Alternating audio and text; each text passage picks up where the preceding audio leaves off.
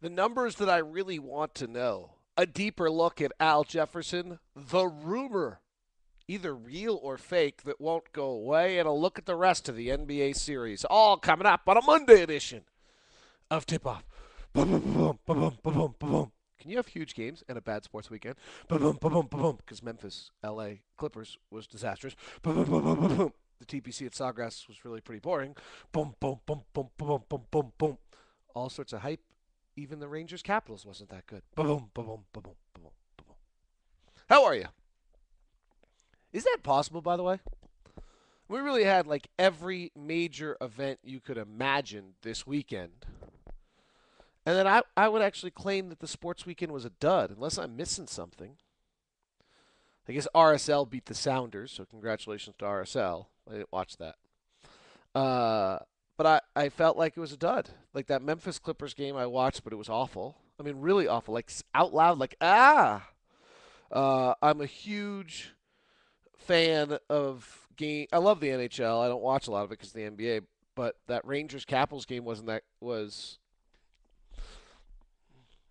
I don't know. I mean, I would like it to be great. Uh, LeBron was brilliant, so that was probably the highlight. And the TPC was really, Ricky Fowler's charge is kind of irrelevant, though it's cool. It tells you a little bit who Ricky Fowler is. And Matt Kuchar is very likable, but that was somewhat mundane as well. So I hope nobody used too much of their Mother's Day to watch all those events. The number that I really want to know is the TV ratings from this weekend because there were so many different things, so many different possibilities. I'm very curious to see what the numbers were this weekend. It's hard to compare.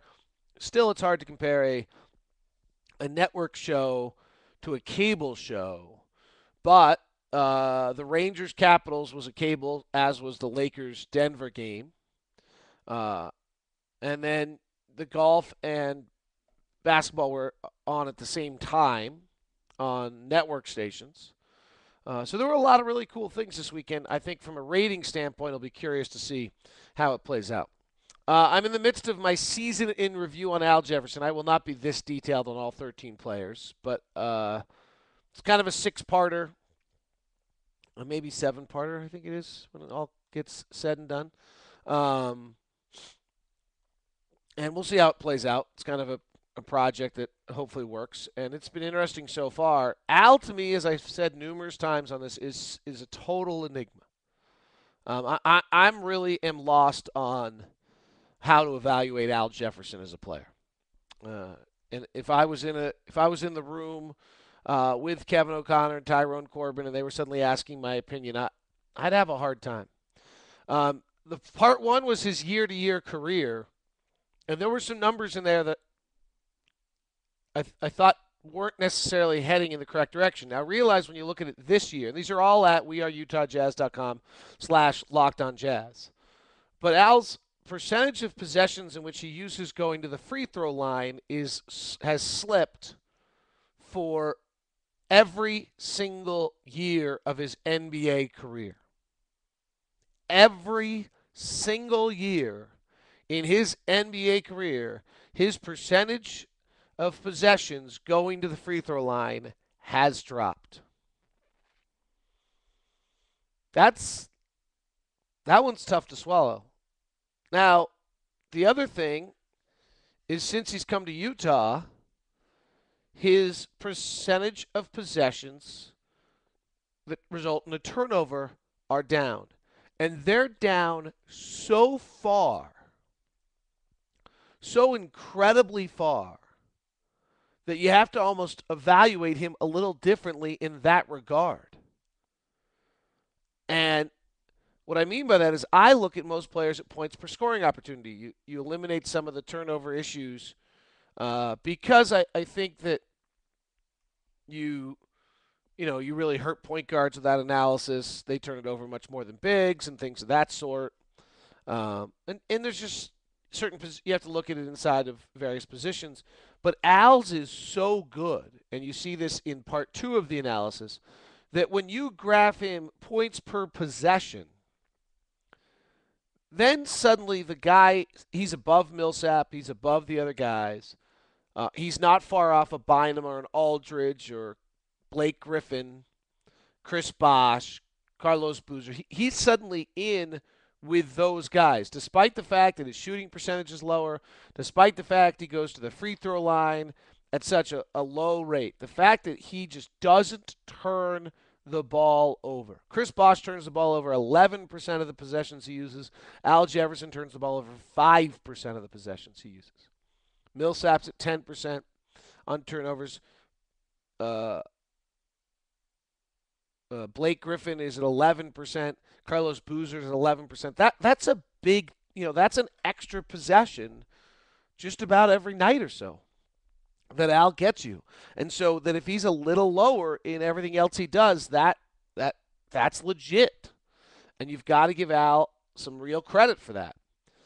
When you just look at him via my Locke offensive ranking, he doesn't come out very well. He uses a possession slightly above league average, but not by much. He's suddenly surrounded by offensive players like Ed Davis, Luis Scola, Emeka Okafor, David West, Robin Lopez, Brandon Bass. When you just isolate when he gets that shot off. But he's able to get that shot off incredibly well. And you've got to look at that. You've got to count that. But it's confusing for me. The other thing that came out in part 3, which is season review by situations, and again, all of this is available at We Are Utah Jazz / Locked On Jazz.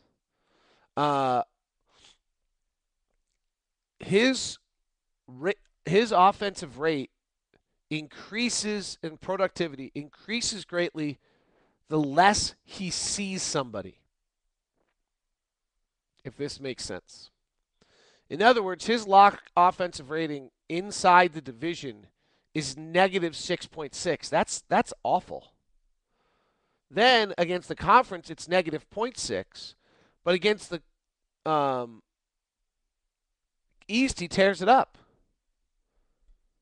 The other one is against above 500 teams. His true shooting percentage, which accounts for trips to the free throw line, which to him is not a lot, but it's more in this circumstance. That's why it's the relevant stat. Against teams below 500, he's at 58% true shooting percentage. That's elite. I mean, that's some of the best there is. Above 500 teams, he's only at 48%. He goes to the free throw line a great deal more against below 500 teams. I mean, just on the simplest number, Al shoots 54% against below 500 teams and 46% against above 500 teams. Now, what does that mean? And I don't, I don't know. I'd have to do more research in regards, and we'll do it when we get to Millsap and we get to some of our other players, on how many players actually do dictate their own matchup.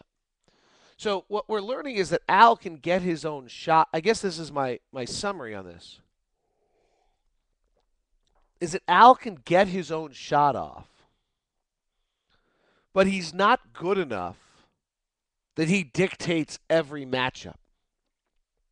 In other words, when he plays somebody who either has played him enough to know his game inside the division, or a high level above 500 team, maybe a Gortat, Dwight Howard. I mean, these are the best players, right? Then he really struggles. And, which tells you where I think he is as a player in the NBA. That his greatest strength is you can get him the ball in the post and get a shot off for you. But he's not a player that dictates matchups. He's not an elite level player. We knew that if we've watched him. And this is all offense. This is without discussing who he is defensively. I mean, there are very few players in the NBA who dictate a matchup. You knew no matter what happened on Sunday, Chris Paul would have the game he was going to have. Generally, Pau Gasol, Andrew Bynum dictate their matchup every night. Russell, what makes the Laker-Oklahoma series coming up great is Russell Westbrook, Kevin Durant, Gasol, Bynum. I know he's finished third and fourth MVP voting, but I'm not entirely convinced Kobe. Um, yeah, I'd still say Kobe. Kobe's body lets him down sometimes, which doesn't let him. But when his body's right, he dictates probably. So and James Harden's getting awfully close to dictating matchups. I'd have to look. I haven't analyzed those guys to the level I've analyzed Al, and this will certainly be something that I will try to look at more as the days come up. But I am not sure that other players have this wide a discrepancy between above 500 and below 500 performance against teams that they see more often. I'm randomly just pulling up James Harden right now. I will be stunned if Harden's performance is vastly different above 500 versus below 500.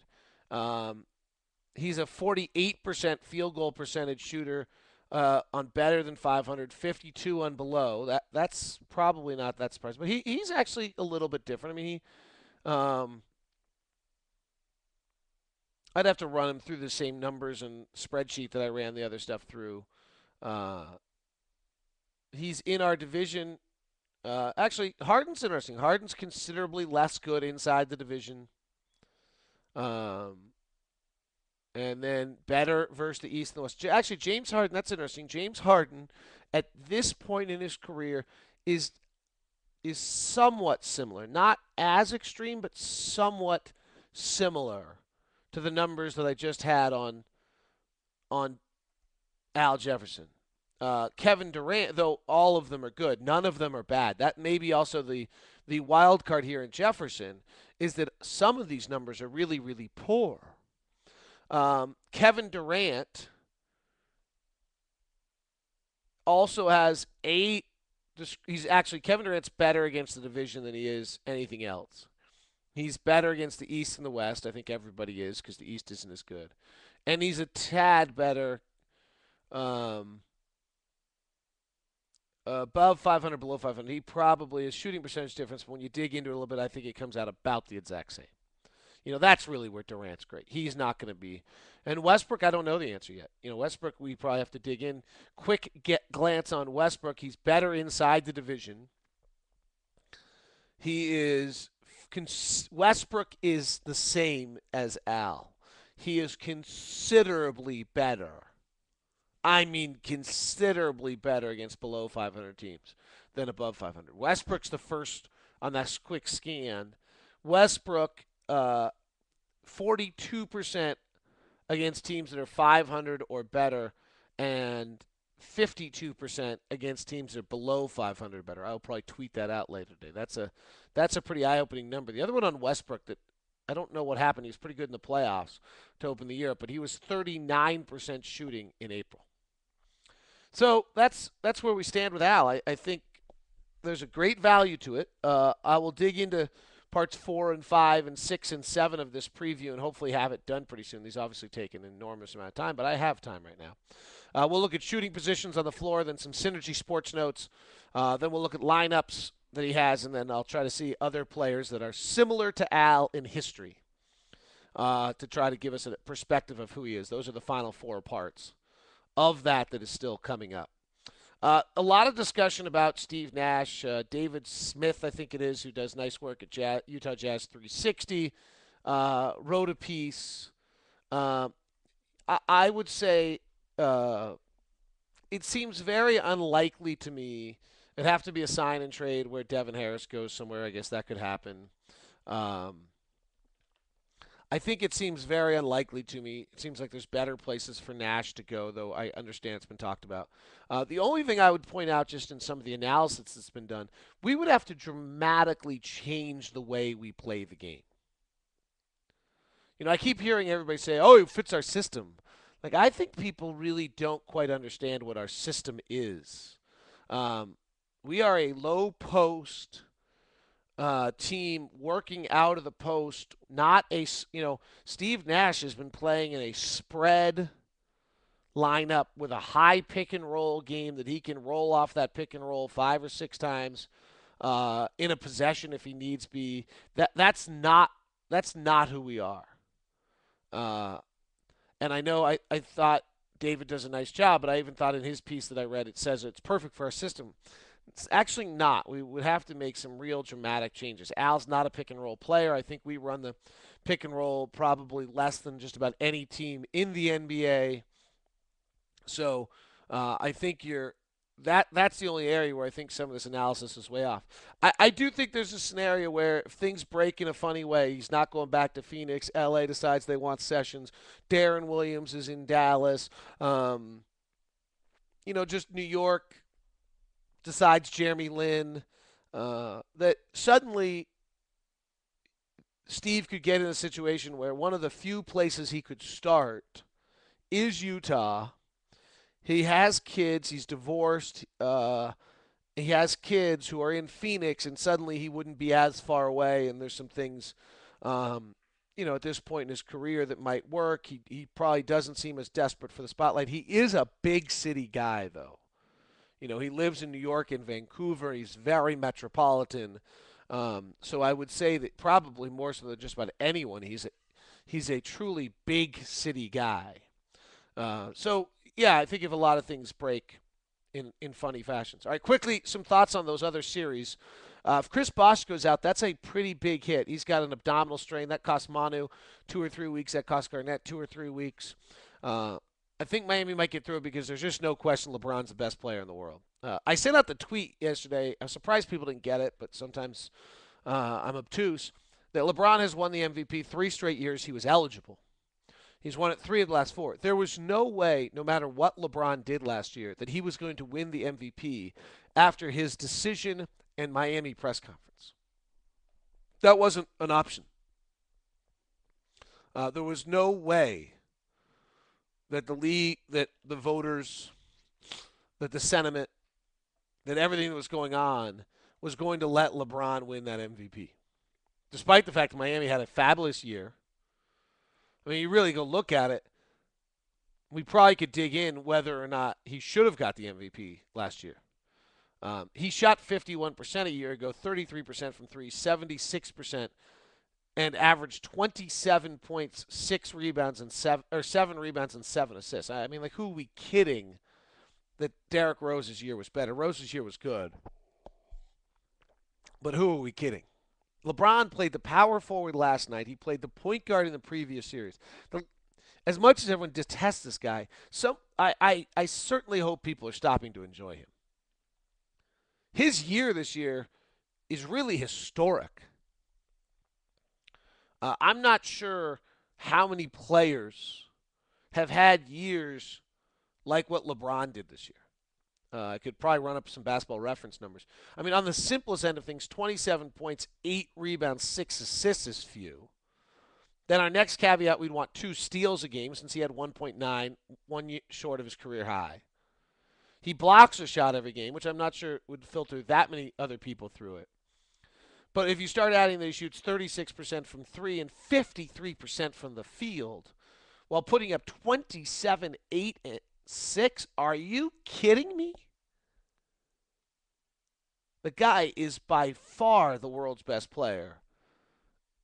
And we are going to nitpick him to death, but slow down and stop and let's see what happens before we all decide to make these outlandish decisions on his inability to win big games. And yes, I'm a big believer there are players with positive minds or negative minds. And I don't believe his may be the most positive, but let's not go nuts.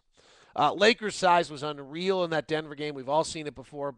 Gasol and Bynum had 23 shots at the rim in that game. They just simply were too long, and I give them credit. They went away from Kobe. They fell behind. I was like, Denver's going to win this game because they're going to go to Kobe. And Kobe may not do it, but they went away from Kobe, powered inside, and those guys played really, really well. I thought it was very interesting on the Clipper game that they closed with Reggie Evans and Kenyon Martin. When you're ahead, you can start playing different lineups. Vinny Del Negro did a good job with that. Blake Griffin simply couldn't guard anyone either because he can't or with his injury. And then and so he went to a defensive lineup. I was actually pretty impressed. I never thought I'd see a game in which Reggie Evans finished an NBA playoff game 7 on the floor, but I did. And final thing, I love Chuck and I love Kenny Smith and I love all these guys, but boy, their analysis sometimes is way offbeat. Philadelphia forced Boston into the 16 to 23 footer, and Boston hit 11 of 24 of those shots in game one, and which is very 11 of 24 from that distance is whatever 40 some odd percent. The league average is about 37% on that, um, and Boston won by one. If I had my druthers this year, if I was a team and I could force somebody into that shot and they had to beat me with that. Philadelphia did a great job this year. Philadelphia under Doug Collins forced the second most amount of shots in the NBA from 16 to 23 feet. And they forced Boston into that also. Teams on the year shot 36% against the 76ers on that shot. Boston for the year is one of the better teams in the league. And so it's not a great matchup. Boston's the third best team in the league that gives up 42%, hits 42%, but I think I'd still feel good about it. Here's my last note for you of this long tip-off. I was going to save this for Tuesday. I may throw it. Here's an interesting little note on the Clippers against San Antonio. The Clippers shoot that 16 to 23 footer at 38%, which is middle of the pack. Right about where we are. The reason I mention this is because San Antonio forces that shot more than any other team in the NBA, as we saw. The team that shot the best from 16 to 23 feet this year was the Oklahoma City Thunder. So if the Thunder can get by LA, they might match up pretty well in some ways against the Spurs. That is a long tip-off for you on a Monday. I hope you are well. Fired up to chat with you. Thanks for tuning in. I appreciate all of you who sent responses to me. It's been great to stay in touch with the community, and more Al Jefferson preview stuff coming today. See ya.